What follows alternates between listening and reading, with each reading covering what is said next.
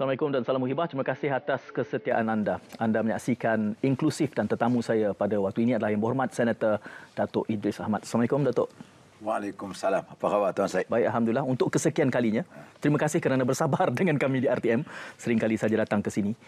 Dalam tempoh setahun ini, baru saja kita meraihkan tempoh setahun kepimpinan kabinet yang ini. Kalau dalam konteks portfolio Datuk selaku Menteri di Jabatan Perdana Menteri bagi portfolio agama, untuk kita menceritakan setahun ini, apa pencapaian program-program utama yang telah dilaksanakan, Datuk? Okey, terima kasih Tuan Syed. Apabila menjelang setahun kita diamanahkan untuk memegang jawatan sebagai portfolio menteri di Jabatan Perdana Menteri bahagian hal ehwal agama. Ya. Maka pada ketika itu kita waktu masuk ke pejabat waktu itu masih lagi berlakunya pandemik ketika itu. Dan situasi pada waktu itu memanggil saya dan tim saya ini untuk utamanya kita fokus kepada dua perkara. Iaitu berkenaan dengan hal yang berhubung kait dengan prihatin kita terhadap kebajikan masyarakat, terutama di dalam soal masyarakat waktu itu yang disekat dengan PKP, soal tidak boleh bekerja, banyak pintu-pintu ekonomi itu ditutup ketika itu. Dan yang keduanya fokusnya ialah kepantasan kita untuk nak membawa keluar masyarakat daripada kesedihan kepada kegembiraan. Maka di situlah saya yang telah pun diamanahkan 14 agensi di bawah saya. Okay. 14 agensi, maka saya telah meletakkan tentang ada 5 inisiatif mantap yang kita anggap sebagai satu inisiatif yang komprehensif sesuai dengan ketika waktu itu, iaitu yang pertamanya ialah pemantapan mental, jasmani dan rohani. Ini satu benda yang dua-dua itu mesti digabungkan sekali. Yang keduanya ialah soal pemantapan sistem pendidikan Islam. Kerana kita sedar bahawasanya untuk nak merubah masyarakat itu ialah dengan pendidikan. Yeah. Dan yang ketiganya ialah pemantapan institusi kekeluargaan, sosial dan komuniti Islam. Dan yang keempatnya ialah pemantapan institusi masjid dan surau. Dan yang akhir sekali ialah pemantapan sosial ekonomi ummah. Ini 5 inisiatif yang digariskan pada ketika saya diamanahkan pada ketika itu. Maka alhamdulillah kita telah meletakkan satu KPI letakkan oleh pejabat PMO yang memerlukan semua menteri membuat satu KPI dan kita telah meletakkan sebanyak 208 program dalam masa 100 hari. Semua menteri kena resign kepada Yang Amat Berhormat Perdana Menteri dan juga dengan KSN untuk membentang tentang apa yang kita lakukan. Alhamdulillah 208 program itu telah pun berjaya kita capai. Terutama di dalam perkara-perkara yang membantu kita dalam soal untuk nak meringankan bebanan masyarakat pada ketika itu. Dan bila masuk tahun 2022 ini, kita telah melancarkan satu pelan strategik agensi Islam tahun 2022-2026. Jadi kita akan bergerak ke situ, terutamanya kita mau bersama-sama dengan masyarakat untuk kita menyahut seruan atau gagasan yang telah pun dikemukakan, iaitu keluarga Malaysia. Yang inilah yang kita hendak lakukan. Ya, ada beberapa item yang ingin saya petik daripada huraian Yang Berhormat Datuk tadi. Yang pertama menyebut soal kebajikan dan 14 agensi. Saya petik 2 agensi yang menarik minat saya, Yayasan Wakaf dan juga Mawib. Kerana ada agenda di situ disebut sebagai agenda keuangan sosial Islam. Jadi khususnya untuk membantu asnaf yang memerlukan dukungan, khususnya miskin. Bagaimana pencapaian untuk agenda ini? Maka pada ketika kita berada dalam suasana pandemik ketika waktu itu, maka saya amat memberikan penekanan sangat ialah supaya 14 agensi ini memberikan tumpuan, iaitu nak memastikan supaya di atas meja rakyat ini ada makanan. Itu kita punya concern. Concern untuk kita hendak supaya perkara ini dapat kita lakukan. Walaupun mungkin kita tidak boleh untuk nak selesaikan semua perkara, sekurang-kurangnya kita meringankan. Justru itu kita dapat lihat dari segi faktanya. Kalau daripada bulan 1 bulan 1 tahun 22 hingga 31 bulan 7, dalam masa 7 bulan, Mawid sendiri yang telah pun mengagihkan zakat sebanyak 440.239 juta. Pada 440 juta kita telah berikan dalam bentuk berbagai-bagai skim bantuan kepada masyarakat, terutama berada di wilayah Kuala Lumpur, yang berada di Putrajaya dan juga berada di Labuan. Kerana zakat ini hanyalah dikhususkan kepada masyarakat yang berada di wilayah 3 tempat ini saja. Begitu juga dengan dalam hal yang kita dapat tengok lagi, ialah kita membantu kerana ada di segi data lebih kurang 30,200 orang asnaf setiap bulan. Di dalam ketiga-tiga wilayah ini? Tiga-tiga wilayah. Kuala Lumpur, Putrajaya. Setiap bulan mereka ni menerima sumbangan antara 500 hingga RM1,000 yang kita sumbangkan kepada asnaf yang berada di sini. Dan baru ni kita meningkatkan lagi, kita memberikan penambahan sebanyak RM150 dalam bentuk kupon asnaf. Kupon asnaf untuk mereka berikan terutamanya kepada mereka yang berada di dalam konteks PPR dan orang kalangan kredit tinggi miskin. Dalam masa yang sama juga, dalam konteks juga kita telah pun, macam saya telah pun membuat satu keputusan untuk nak memastikan supaya saya nak keluar 2,000 orang asnaf yang kita akan berikan modal teroka sebanyak 20,000 seorang yang melibatkan lebih kurang 40 juta.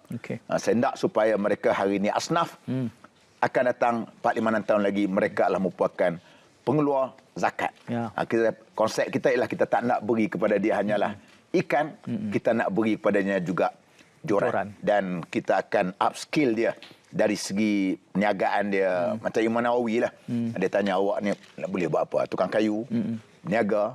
Itu macam tu juga. Kita mungkin ada di kalangan asnaf kita ni ada potensi-potensi yang kita nak bina mereka. Begitu juga dengan Yayasan Wakaf. Baru saja saya telah melancarkan satu yang terasmikan, iaitu program dia Watani. Wakaf Petani Pertanian Bersepadu. Yang kita buat di Putrajaya, di Prison 20. Yang melibatkan tanah 10 ekar yang kita tanam nanas, kita tanam pisang, cili, untuk menempatkan dari kalangan asnaf-asnaf yang berada di situ. Begitu juga dengan Yapim. Salah satu juga di bawah agensi saya, yang kita telah pun daripada tahun lepas saja kita telah melatih 9,294 orang di kalangan usahawan untuk kita upskill mereka. Ini salah satu daripada perkara yang kita sebut untuk kita nak meringankan sebagai satu untuk nak membantu masyarakat, terutama mereka yang terkesan akibat daripada pandemik ini. Saya tertarik tadi apabila Yang Berhormat Datuk menyebutkan tentang satu skim. Saya anggap sebagai satu graduasi. Mereka yang miskin kemudiannya keluar menjadi pembayar zakat. Mudah-mudahan kekal momentumnya. Satu keterujaan umat Islam khususnya dalam tempoh yang terdekat ini adalah apabila pembukaan ekonomi membolehkan kita kembali mengerjakan haji. Walaupun jumlah mereka yang dibenarkan mengerjakan itu agak terhad berbanding sebelumnya, tetapi kita kekal sebagai negara yang menjadi contoh khusus dengan adanya tabung haji. Jadi bagaimana momentum image dan juga keberkesanan, efisiensi tabung haji itu dipikul di bawah kepimpinan Datuk? Alhamdulillah, saya kebetulan dapat menghadiri satu program yang melibatkan dari kalangan menteri-menteri haji dan juga pimpinan-pimpinan negara umat Islam yang nak membawa jamaah haji ke Mekah. Yang pertama saya pergi ke dalam satu seminar haji yang melibatkan menteri-menteri haji di Jeddah. Waktu itu sebelum lagi ada keputusan sama ada haji nak buka atau tidak. Saya hadiri dan disebut secara terbuka pujian terhadap tabung haji. Begitu juga waktu dalam satu Nadwah Kubra, Nadwah Haji juga yang dibuat di Makkahul Mukarramah sempena dengan sebelum daripada kita wukuf. Dan saya juga menghadiri dan bentang paper. Di sana kita cerita pengalaman perjalanan tabung haji. Dan juga mereka juga kagum dengan apa yang ditunjukkan oleh kita. Sehingga kan Menteri Haji ni terlalu excited dengan apa yang ada kepada kita ni. Dia pergi ziarah. Pergi masuk ke kemah. Kita dekat dengan waktu di Mina tu. Dia pergi datang sendiri. Malam-malam dia pergi. Dia kata no media, tak nak ada media. Dia pergi datang. Dia nak jumpa, nak tengok bagaimana pengurusan haji. Dan puji, satu ialah dari segi pengurusan tabung haji. Dan yang keduanya ialah disiplinnya jamaah haji di Malaysia. Dan tahun ini kita hanyalah dapat kota resminya ialah sebanyak 14,000 306. Yep. Kebiasaannya kita dah dapat dalam 35,000 setahun. Tapi tahun ni semua negara hanyalah bagi 45% saja yang daripada kebiasaan yang dapat, kerana mungkin mereka juga nak buat percubaan-percubaan, tengok utamanya mereka bimbang juga takut berlaku kluster haji di sana. Dan kita juga tengok bagaimana servis yang dibuat oleh tamu haji. Memang kita, Tuan Syed pun boleh tengoklah, boleh buat pemantauan, boleh tanya kawan-kawan kita yang pergi ke Mekah. Kita bukanlah kata perfect semua, tapi saya rasa terbaiklah yang kita boleh sediakan. Malahan bantuan haji pun kita beri lagi, masih lagi kita beri bantuan haji. Kalau dulunya kita dapat berikan untuk kumpulan B40, tahun ni kita naik 1,000 lagi. Naik 1,000 saja. Dulunya mereka bayar 9,980. Tahun ni mereka bayar 10,980. Kalau M40 12,980 ringgit. Dulu 9,980, cuma mereka lebih bayarnya sebanyak 3,000 ringgit. Itu pun Tuan Syed masih disubsidikan. Masih subsidi. Cuba bayangkan kos benar. Kita dah anggarkan baru ni kos sebenarnya tahun 2019, kos tabung haji ni lebih kurang satu orang 12,900. Itu 2019. Tahun ini meningkat sebanyak 25,540. Artinya setiap orang yang kita berikan bantuan haji, kita tak nak subsidi. Kerana ini bantuan haji daripada duit tabung haji, duit hasil daripada perniagaan dan sebagainya. Kalau kita dapat lihat dari B40, bantuan haji sebanyak RM14,560 seorang. Kalau M40 kita berikan sebanyak RM12,560. Jadi ini satu perkara yang memang agak, sebab tu kita katakan fungsi tabung haji ni, dia bukan saja tabung, dia juga haji. Mungkin hak lain-lain tu mungkin dia ada bisnes-bisnes yang lain sebagainya, mungkin dia hanya boleh bagi keuntungan, dividen. Tapi tabung haji ni dia kena ambil kiraan, iaitu untuk masih lagi dia mengekalkan untuk bantuan haji itu yang kita berikan kepada masyarakat, kepada jamaah haji yang nak ke sana. Alhamdulillah. Dan insya-Allah bulan 11 nanti Menteri Haji akan datang ke Malaysia. InsyaAllah. Alhamdulillah. Yang berhormat Datuk, antara instrumen yang paling strategik di bawah portfolio ini adalah pendidikan Islam. Kerana kita tahu ada rangkaian pendidikan institusi yang ada dan juga punya agensi-agensinya. Dan kita tahu juga bahawa pendidikan sebelum ini dalam tempoh PKP berdepan dengan realiti pandemik, kini mula endemik dan sudah beralih. Bagaimana boleh kita kongsikan keberkesanan pendidikan Islam ini di bawah portfolio agama Jabatan Perdana Menteri? Ya, sebab tu salah satu daripada pendekatan inisiatif saya tadi ialah iaitu pemantapan sistem pendidikan Islam. Kerana kita sedar apa perkara sekalipun, pendidikan ini merupakan satu bahan komoditi hidup kita. Kan? Ada pelajaran macam kita sendiri, orang kampung, Tuan Syed pun sama, kita boleh ubah hidup suasana keluarga kita ialah dengan pelajaran. Sebab tu di mana-mana saja saya selalu cakap dengan asnaf, dengan anak asnaf, dengan pelajar-pelajar asnaf. Saya bagi tahu, kamu nak ubah keluarga kamu mesti dengan pelajaran. Sebab itulah saya cukup ambil berat sangat bab pelajaran. Kebetulan saya juga memang, saya walaupun ahli politik, tapi apabila saya pernah terlibat sebagai seorang pensyarah dulu selama 10 tahun, maka masih lagi saya tidak ada kompromi dalam soal pendidikan sebenarnya. Maka sebab itu kita dalam hal seperti begini kita tengok salah satunya ialah hal-hal pendidikan kafar. Kafar yang kita telah pun berikan daripada pendidikan daripada darjah 1 sampai darjah 6. Bajet-bajet yang kita berikan untuk kafar saja, untuk elang guru kafar ni hampir dekat dengan setengah juta ialah hampir dekat setengah biliannya ialah daripada peruntukan kepada guru-guru kafar itu sendiri. Dan begitu juga kita, oleh kerana kita sedari, kerana ada di Sabah, di Sarawak, kita tahu sebagai banyak lagi rakan-rakan kita, kawan-kawan kita, anak-anak kita yang nak belajar sebagainya, maka kita telah memberikan satu bantuan buku teks pinjaman yang kita ambil daripada kewangan daripada Mawid, yang diberikan kepada mereka Sabah dan Sarawak terutamanya. Dan begitu juga dengan kita dapat lihat juga di Wilayah Persekutuan juga kita berikan bantuan kepada anak-anak asnaf buku kafar ni. Dan Wi-Fi percuma juga kita beri, melibatkan RM600,000. RM600,000 yang kita letak di PPR. Dan saya minta supaya Wi-Fi itu diletakkan di surau-surau lah. Pada saya ialah 2-in-1. 2-in-1 untuk membolehkan budak ni datang ke surau dan juga mereka juga akan dapat untuk mengerjakan solat.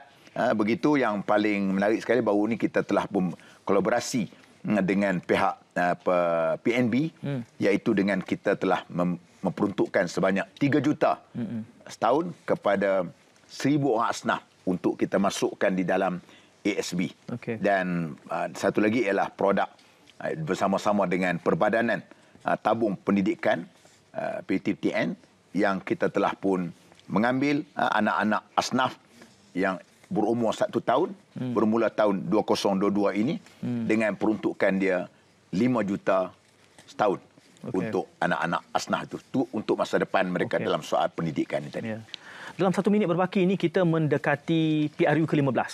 Komitmen Datuk untuk umat Islam dan juga mereka yang bukan Islam mungkin melihat kepada portfolio ini. Okey. Pada saya terus bekerja.